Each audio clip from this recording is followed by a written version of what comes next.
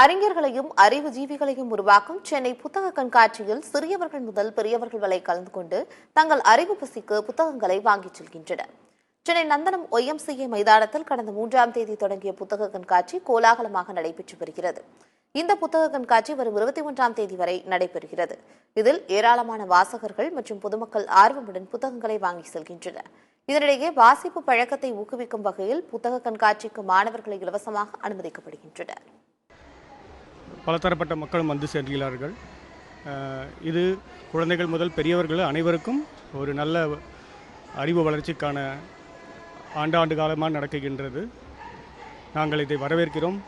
மென்மேலும் பல அரங்குகள் வரும் ஆண்டுகளில் வளர வேண்டும். நிறைய புக்ஸ் வாங்கணும். கலரிங் புக், ஸ்டோரி புக், அதுக்கப்புறமா டேபிள்ஸ்.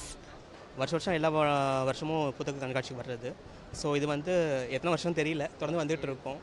47 புத்தக கண்காட்சி. நான் எத்தனை வருஷம் வரேன்னு தெரியல. நிறைய புத்தகங்கள் படித்தல் நிறைய இருக்கிறதுனால பார்த்துட்டு இருக்கோம். சரி, இந்த புக் ஃபேரில் என்னோட புக் ஒன்று வந்திருக்கு. அதில் எழுதுகிற புக் வந்து நல்லவனுக்கு எதற்கு இன்காக்னிட்டோன்னு ஒரு புக்கு. ஸோ அதை பார்க்குறதுக்காக வந்தேன். அதோட வந்து புக் ஃபேரோட அரேஞ்ச்மெண்ட்ஸில் பார்த்துருக்கோம். புக்ஸு யூஸ்வலாக என்சைக்ளோபீடியா வாங்குறதுக்காக வருவேன். இப்போ வந்து மக்கள் வந்து அதை தொடர்ந்து அந்த இயற்கை விவசாயம் சார்ந்தும் சரி, இயற்கை வாழ்வியல் முறையும் ரொம்ப விரும்ப ஆரம்பிச்சிருக்காங்க. அதனால் ஒவ்வொரு ஆண்டும் வந்து இதுக்கான தேவைகள் அதிகரிச்சுட்டே இருக்குது. அது சார்ந்த புத்தகங்களோட விற்பனையும் வந்து அதிகரிச்சுட்டே இருக்குதுங்க.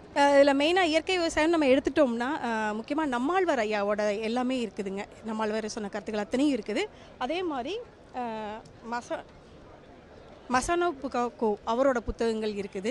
அது மாதிரி குழந்தைகளுக்கு வந்து சூழலில் கற்றுத்தர புத்தகங்கள் நிறையா இருக்குதுங்க.